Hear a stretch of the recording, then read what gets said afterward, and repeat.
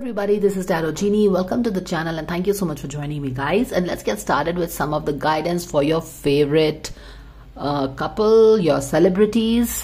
तो I think it's been quite a time. Elvish and or rather Abhishek and Manisha की reading नहीं की है, कुछ लोग रिक्वेस्ट भी कर रहे हैं, तो let's do this reading. And yes किसी के डर के कारण ऐसा नहीं है कि मैं रीडिंग नहीं बना रही हूं, क्योंकि मुझे जो अपनी बात रखनी होती है मैं बहुत ही क्लियर शब्दों में रख देती हूँ. मेरे पास टाइम की कमी होने के कारण मैं रीडिंग्स नहीं करती हूँ. बिसाइड्स अपने रीडिंग के हिसाब से भी मैं देख रही थी कि अभिषेक और मनीषा की रीडिंग में अभी कुछ चेंजेस हो रहे हैं लाइफ में. वो लोग they are going through this death moment, transformation, major transformation आ रहा है.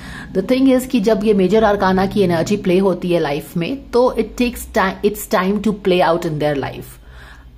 एज अ फैन आपको हमेशा इच्छा रहती है कि हर कुछ नया नया न्यूज उनके लाइफ में मिलता रहे. अब ये कोई गॉसिप चैनल तो है नहीं कि मैं कुछ नया नया मसाला ऐड करके उनके लाइफ के बारे में आपको बताऊं.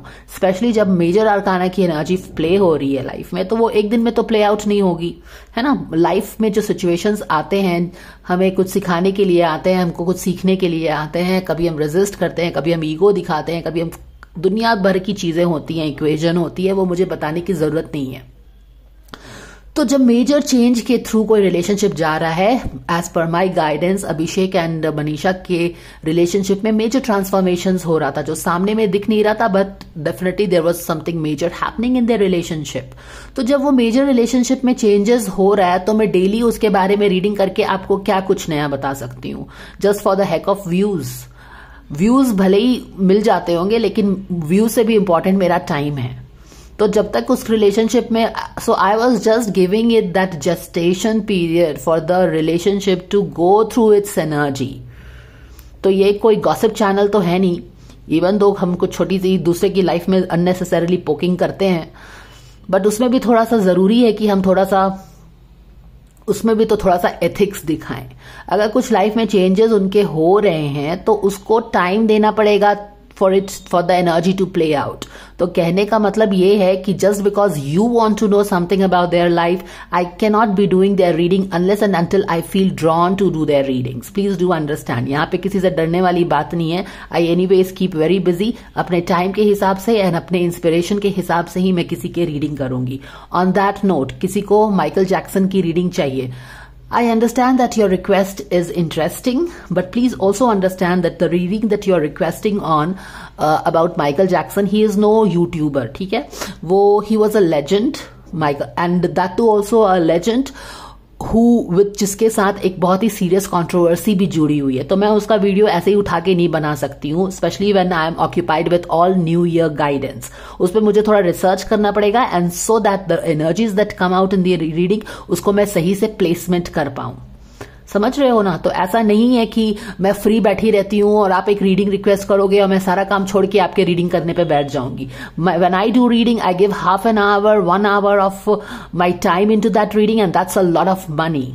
That's may be 10,000 rupees. And उतना टाइम, आई मीन अगर मैं आपको बोलूंगी कि क्या आप उस रीडिंग के लिए मुझे 1,000 रुपए भी दोगे, तो you will not be willing to give me even 1,000 और 200-300 रुपीज फॉर दैट रीडिंग. आपको हर चीज फ्री में चाहिए, बट आपका एक्सपेक्टेशन है कि मेरा टाइम का जो वैल्यू है वो मैं हर चीज को छोड़ करके आपके लिए रीडिंग करूं. तो I am so sorry, it is not possible. I understand that it is a interesting request. Interesting request का मतलब ये नहीं होता है कि मैं अपना हर काम छोड़ के आपकी रीडिंग करूंगी. यहाँ पे बहुत सारे लोग, एंड जब मेरे पेड क्लाइंट्स वेट कर सकते हैं हफ्ता 10 दिन रीडिंग करने का, I don't understand why anybody requesting a free reading has to become so entitled for my time. मैं अपने टाइम के हिसाब से ही रीडिंग कर सकती हूँ. Okay, so please be patient for your reading.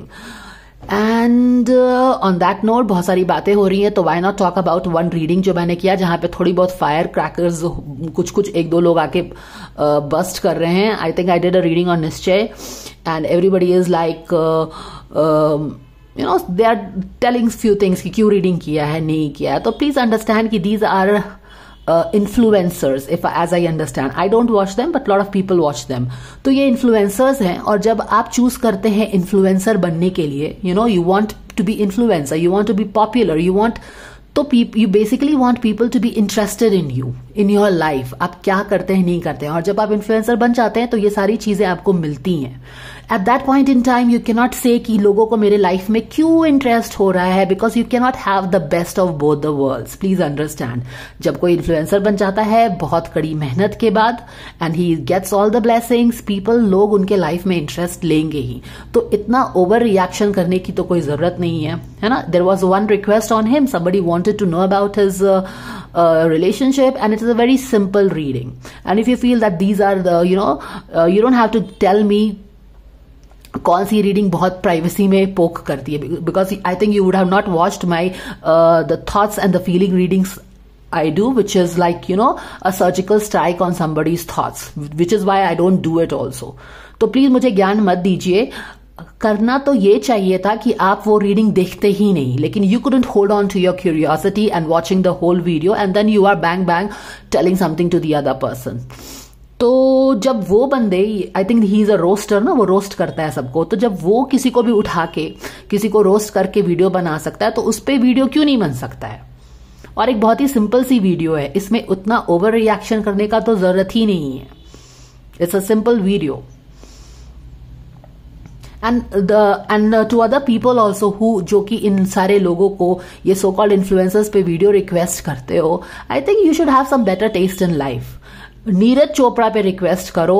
There are other people, the sports stars जिन्होंने अपने लाइफ में कुछ अचीव किया है, उनके लाइफ पे रिक्वेस्ट करो ना वीडियो. उनकी पर्सनालिटी को स्टडी करने की कोशिश करो, उनके क्या स्ट्रेंथ है, क्या वीकनेस है, तो उनसे कुछ सीख भी पाओगे अपने लाइफ में. बैठ के ये रोस्ट करना, दिस इज अ वेरी कलयुगी थिंग, नो. सतयुग में क्या आपने सोचा होगा कि एक इंसान ऐसा रहेगा जो बैठ के एक इंसान को पिक करेगा और उस पर बैठ के उसका पूरी तरह से मजाक उड़ाएगा, एज इफ कि दिस पर्सन जो कि दूसरों का मजाक उड़ा रहा है, ही इज अ वेरी सतयुगी आदमी, उसमें कोई गलती नहीं है, कुछ भी नहीं है, he is just a total perfect इंसान. और कुछ लोग जो कि इतने ही बेकार हैं, बैठ के उसके रोस्टिंग पे या फिर वो जो मजाक उड़ा रहा है उस पर ताली बजाएंगे. सो इट्स अ वेरी कलयुग थिंग. कलयुग में ही हम ऐसा सोच सकते हैं कि एक इंसान, एक इस तरह का भी जॉब आएगा जहां पे आप किसी का मजाक उड़ाएंगे और बाकी सारे लोग उसको पेट पकड़ पकड़ के हंसेंगे, ताली बजाएंगे, एज इफ कि ये मजाक, जो ये इंसान मजाक दूसरों का बना रहा है और जो बाकी लोग ताली पीट पीट के हंस रहे हैं, वो लोग कितने परफेक्ट हैं अपने लाइफ में, कितना उन्होंने लाइफ में अचीव कर लिया है. तो I don't watch these people. एक रिक्वेस्ट आया था तो I just made the video like I would take all the request. So there is no need for you guys, some of you people, to over react. If you don't like some video, just don't watch it. क्योंकि ये बंदे भी तो दूसरे लोगों का roast करते हैं ना, तब आप उनको जाके क्यों नहीं बोलते हो कि आप ये काम क्यों कर रहे हो, क्यों दूसरों का मजाक उड़ा रहे हो? क्या आप अपने लाइफ में परफेक्ट हैं? वहां पे तुम्हारी बोलती बंद हो जाती है, वहां पे तुमको कुछ नहीं बोलना है. बट यू आर लाइक कि some people is a social media influencer, पर उसको नहीं बोल सकते हैं, पर वो सबको बोल सकता है. So don't show this double standard and hypocrisy over here. And for other people, be inspired by lifes which really, which have achieved something in their lives. Neeraj Chopra, and there are a lot of people like this. तो उनके life में interest लो तो life भी थोड़ी सी सुधरेगी, inspired हो जाओगे, motivated हो जाओगे, अपनी भी लाइफ का कुछ कर पाएंगे आप. Okay, so that was that. So with all these little instructions, of course, समय के हिसाब से आपके सारे रीडिंग्स हो जाएंगे. मैं एक इंसान हूं, सबका बैठ के एक दिन बैठ के रीडिंग नहीं कर सकती हूं. So readings will happen as per the availability of the time. थोड़ा सा पेशेंस दिखाइए. And thank you so much for watching, guys. And on that note, the New Year readings are also open. So if you are interested in your New Year guidance, नया साल आपके लिए क्या कुछ लेके आ रहा है, क्या चैलेंजेस रहेगा, किस चीज से बचना चाहिए, क्या सरेंडर करना चाहिए, तो आप अपना पर्सनल गाइडेंस भी ले सकते हैं, which is open now. Okay guys, with that note I will sum up this video and I will see you in the next video. Bye.